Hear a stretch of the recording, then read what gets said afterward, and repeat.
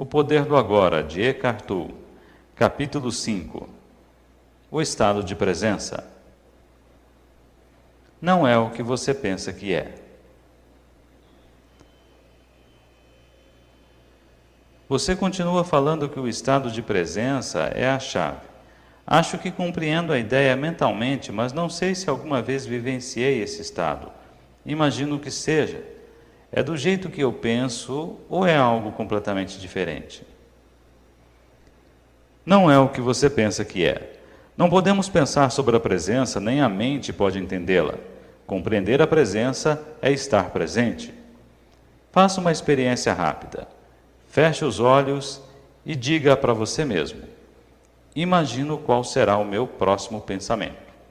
Depois fique bem alerta e espere pelo próximo pensamento. Haja como um gato espreitando o buraco do rato. Que pensamento será que vai sair do buraco do rato? Experimente já. E aí? Tive de esperar bastante tempo até que surgisse um pensamento. Exatamente. Enquanto estamos num estado de presença intensa, estamos livres do pensamento. Estamos quietos, embora estejamos alerta. No instante em que a consciência desce abaixo de um certo nível, os pensamentos surgem aos borbotões. O ruído mental volta a aparecer e perdemos a serenidade. Estamos de volta ao tempo. Para testar o grau de presença, alguns mestres Zen tornaram-se conhecidos por se aproximarem dos alunos por trás e, de súbito, atingi-los com um bastão. Que susto! Se o aluno estivesse totalmente presente e em estado de alerta, se tivesse mantido o seu lombo cingido e sua lamparina acesa, que é uma das analogias de que Jesus se utiliza para falar da presença, o aluno teria percebido o mestre se aproximar e o teria imobilizado ou se desviado para o lado.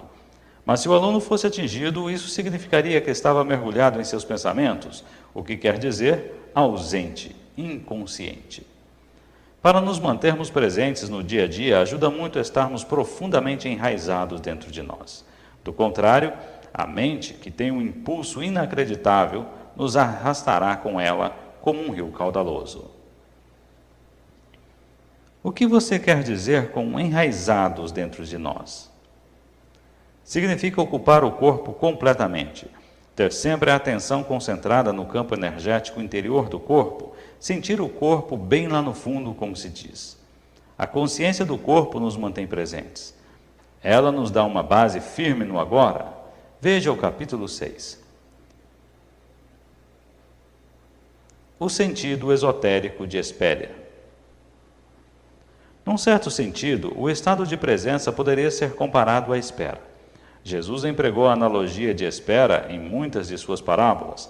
Não se trata do costumeiro tipo de espera, tediosa ou agitada, que é uma negação do presente e sobre a qual já comentei. Não é uma espera na qual a atenção fica focalizada em algum ponto do futuro e o presente é percebido como um obstáculo indesejável que nos impede de alcançar o que desejamos. Existe um tipo de espera que requer uma prontidão total. Alguma coisa pode acontecer a qualquer momento e se não estivermos absolutamente acordados e calmos, vamos perdê-la. Esse é o tipo de espera da qual Jesus falou. Nesse estado, toda a nossa atenção está no agora. Não há nenhum espaço para fantasias, pensamentos, lembranças ou antecipações. Não há tensão nem medo, apenas uma presença alerta. Estamos presentes com todo o nosso ser, com cada célula do corpo. Nesse estado, o você, que tem um passado e um futuro, em outras palavras, a personalidade, dificilmente está ali. E mesmo assim, não se perdeu nada do valor. Você ainda é essencialmente você.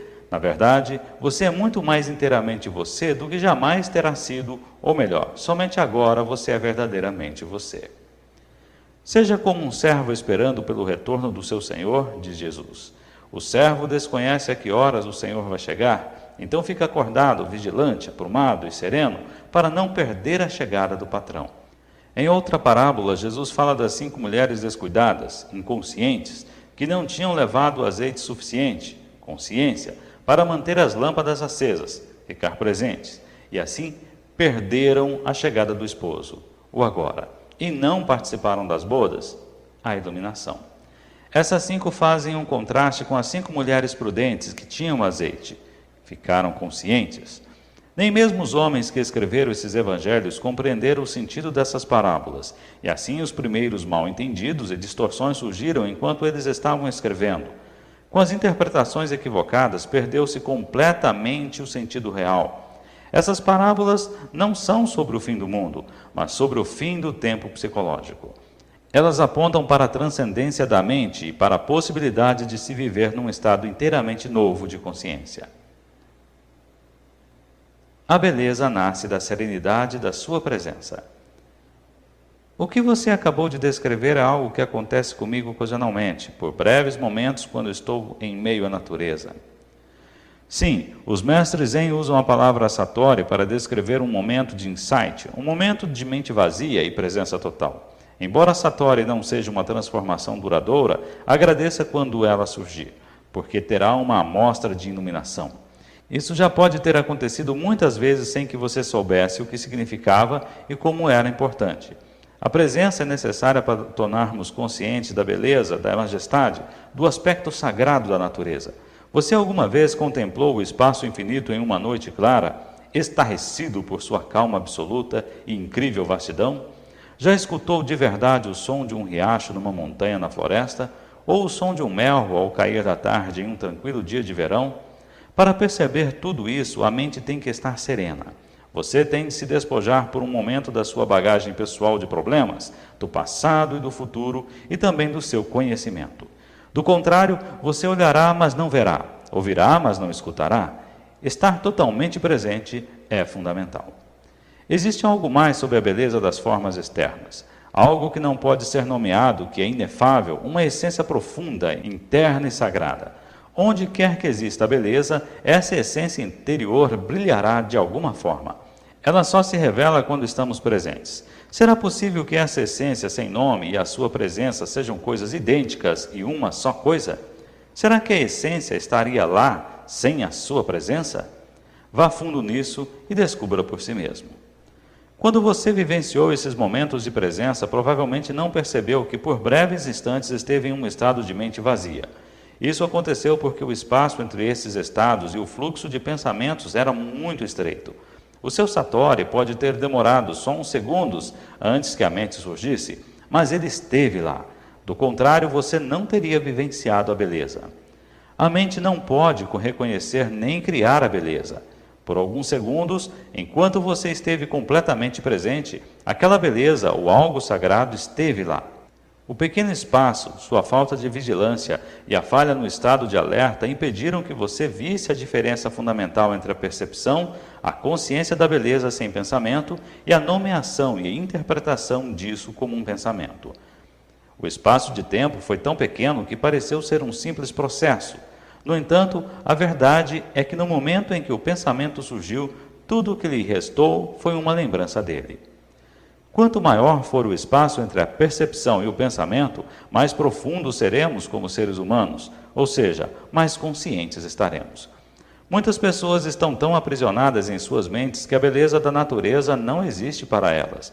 Podem dizer que flor linda, mas é apenas um rótulo mental mecânico. Como elas não estão serenas, não estão presentes, não veem a flor de fato, não sentem a sua essência, do mesmo modo que não conhecem a si mesmas, não sentem a sua própria essência interior sagrada. Como vivemos em uma cultura dominada pela mente, a maior parte da arte moderna, da arquitetura, da música e da literatura é desprovida de beleza, de essência interior, com raras exceções. A razão é que as pessoas que criam essas obras não conseguem livrá-las de suas mentes, nem mesmo por um momento. Portanto, nunca estão em contato com aquele lugar interior onde se originaram a verdadeira criatividade e a beleza. A mente pode criar monstruosidades, e não só nas galerias de arte. Olhe para as nossas paisagens urbanas, terrenos baldios em zonas industriais. Nenhuma civilização jamais produziu tanta feiura. Vivenciando a consciência pura. Presença é o mesmo que ser? Quando tomamos consciência do ser, o que de fato acontece é que o ser se torna consciente de si mesmo. Quando o ser toma consciência de si mesmo, isso é presença. Como o ser, a consciência e a vida são sinônimos. Podemos dizer que a presença significa a consciência se tornando consciente de si mesma, ou a vida tomando consciência de si mesma. Mas não se apegue às palavras e não se esforce para entendê-las. Não há nada que você precise entender antes de conseguir se tornar presente. Compreendo o que você acabou de dizer, mas isso parece implicar que o ser, a realidade transcendental definitiva, ainda não está completo e que está passando por um processo de desenvolvimento. Será que Deus precisa de tempo para um crescimento pessoal? Sim, mas somente se visto da perspectiva limitada do universo manifesto. Na Bíblia, Deus declara: Eu sou o Alfa e o Ômega, eu sou aquele que está vivo. No reino eterno em que Deus habita, que também é a nossa casa, o começo e o fim, o Alfa e o Ômega, são uma unidade, e a essência de todas as coisas que existem e existirão estão eternamente presentes na forma de um estado não manifesto de unidade e perfeição, totalmente além de qualquer coisa que a mente humana possa vir a imaginar ou compreender. Entretanto, em nosso mundo de formas aparentemente separadas, a perfeição eterna é um conceito muito difícil de imaginarmos. Aqui, até mesmo a consciência, que é a luz emanando da fonte eterna, parece estar sujeita a um processo de desenvolvimento, mas isso se deve à nossa percepção limitada. Não é isso que acontece em termos absolutos. Ainda assim, vou continuar a falar por um momento a respeito da evolução da consciência em nosso mundo. Todas as coisas que existem têm um ser, têm uma essência divina, têm algum grau de consciência. Até mesmo uma pedra tem uma consciência rudimentar, do contrário não existiria e seus átomos e moléculas se dissipariam. Tudo está vivo, o sol, a terra, as plantas, os animais, as pessoas, todos são expressões da consciência em níveis variáveis, a consciência se manifestando como forma. O universo desponta quando a consciência toma um corpo e uma forma, formas abstratas e formas materiais. Olhe para os milhões de formas de vida só neste planeta, no mar, na terra, no ar. Em seguida, como cada forma de vida se reproduz milhões de vezes. Com que propósito? Será que alguma coisa ou alguém está jogando um jogo com a forma? Isso é o que os antigos profetas da Índia se perguntavam. Viam o mundo como lila, uma espécie de jogo divino jogado por Deus.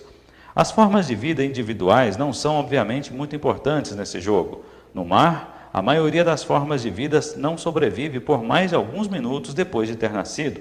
A forma humana também vira pó bem rapidamente, e quando ela se vai, é como se nunca tivesse acontecido. Isso é trágico ou cruel? Só se criarmos uma identidade separada para cada forma e esquecermos que a consciência de cada uma é a expressão da essência divina através da forma. Mas você não sabe de verdade essas coisas até que vivencie a sua própria essência divina como pura consciência. Se um peixe nasce no seu aquário e você lhe dá o nome de John, escreve uma certidão de nascimento, conta-lhe a história da família dele e 2 minutos depois o vê sendo engolido por um outro peixe, isso é trágico. Mas só é trágico porque você projetou um eu interior separado, onde não havia nenhum. Você se apoderou de uma fração, de um processo dinâmico, uma dança molecular, e fez dela uma entidade separada. A consciência assume formas tão complexas para se disfarçar que acaba se perdendo completamente nelas. Nos dias atuais, a consciência está totalmente identificada com seu disfarce. Só se conhece como forma e assim vive com medo da destruição da sua forma física ou psicológica. Essa é a mente egóica, e é aqui que surge uma grave disfunção. Agora parece que alguma coisa deu errado em algum ponto ao longo da linha da evolução, mas mesmo isso é parte da lila, o jogo divino. Por fim, a pressão do sofrimento criado por essa aparente disfunção obriga a consciência a se desidentificar da forma e faz despertar do sonho da forma. Ela recobra sua autopercepção, mas num nível muito mais profundo do que quando a perdeu.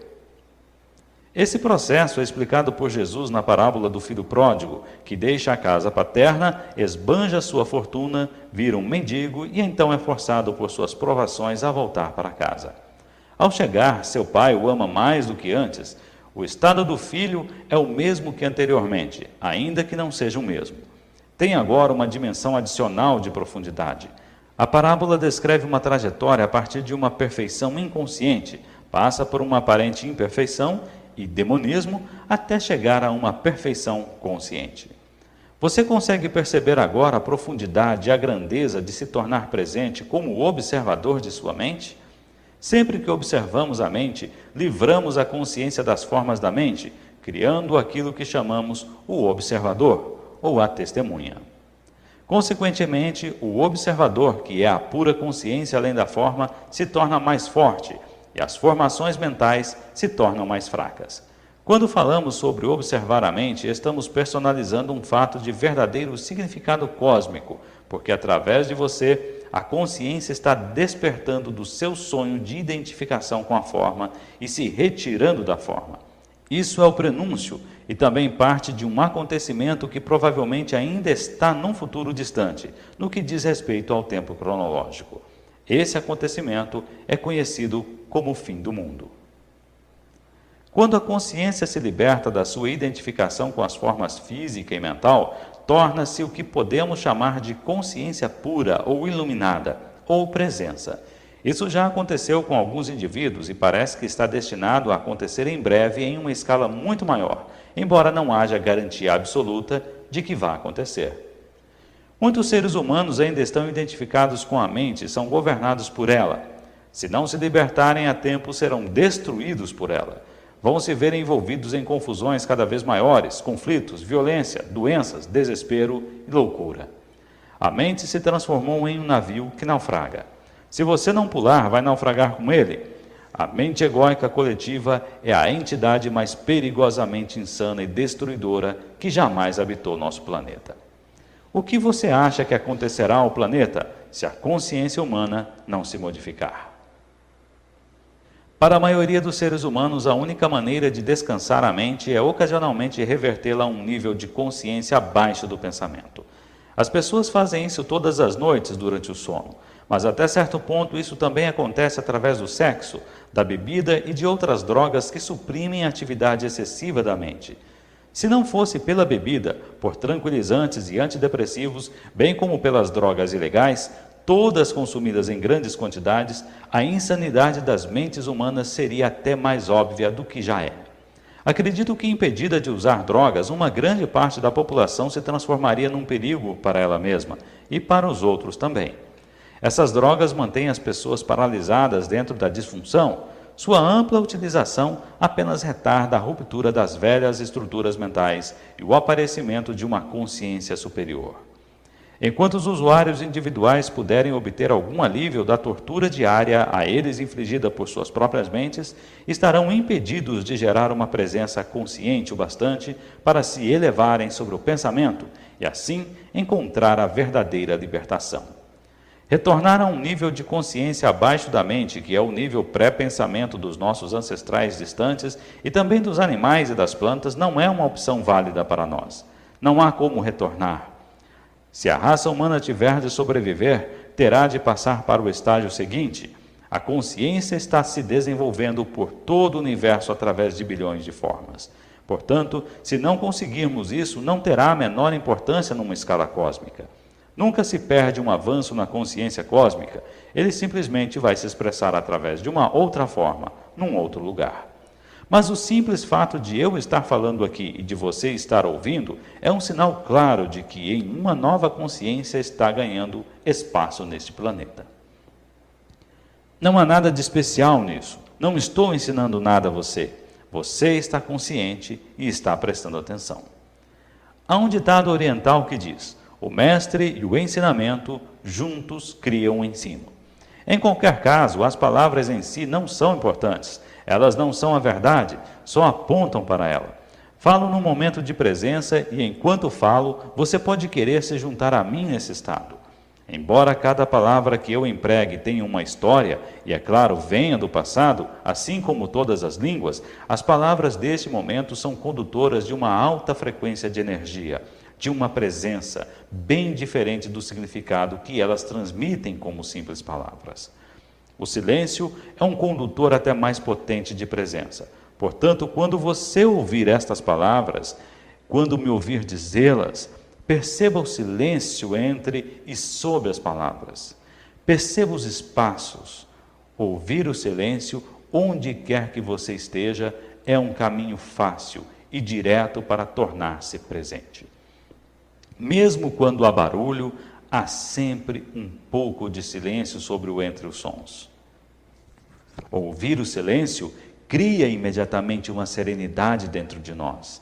Só a serenidade dentro de nós percebe o silêncio lá fora.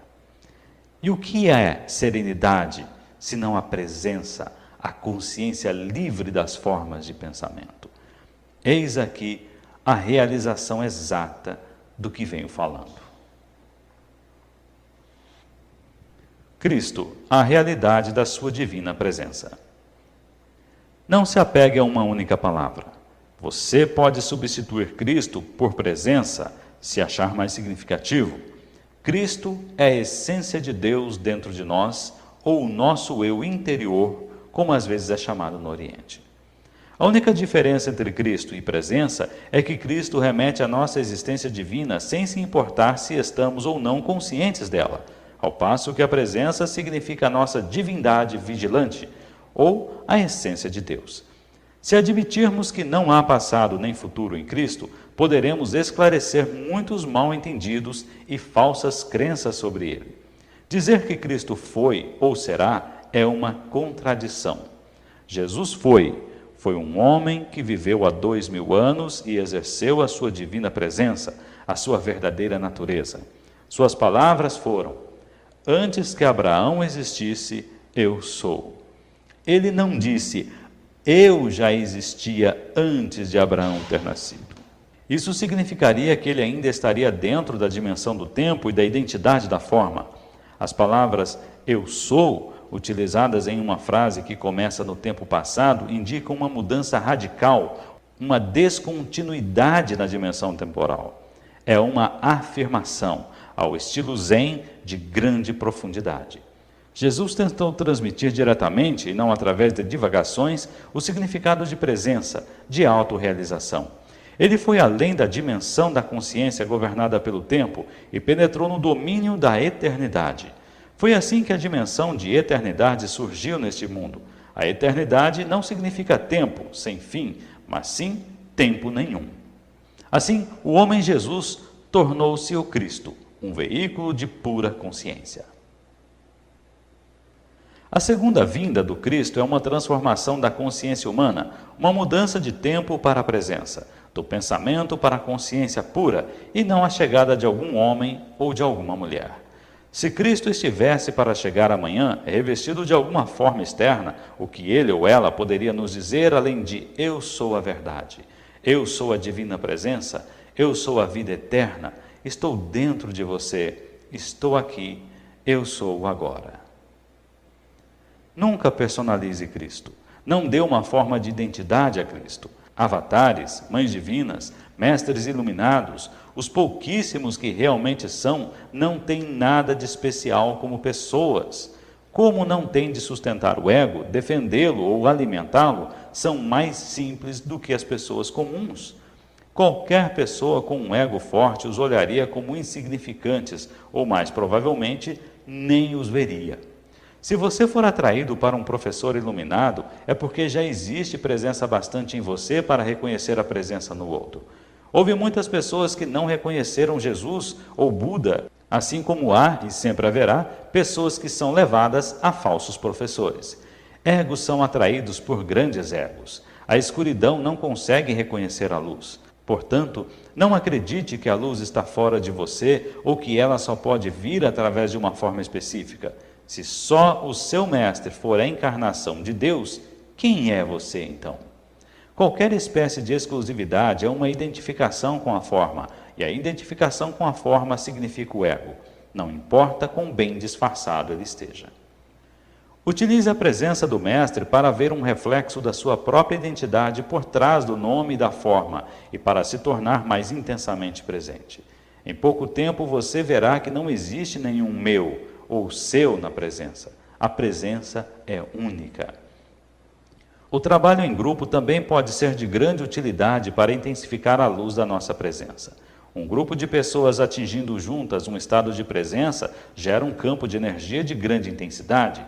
Isso não só aumenta o estado de presença de cada membro do grupo, mas também ajuda a libertar a consciência coletiva humana do seu estado normal de dominação da mente.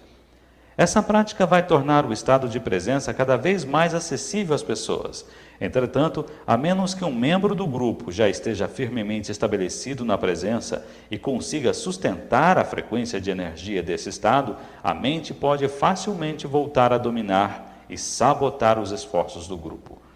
Embora o trabalho em grupo seja valioso, ele não é o bastante e você não deve depender dele, nem de um professor ou de um mestre, exceto durante o período de transição, quando você está aprendendo o significado e a prática da presença. Fim do capítulo 5.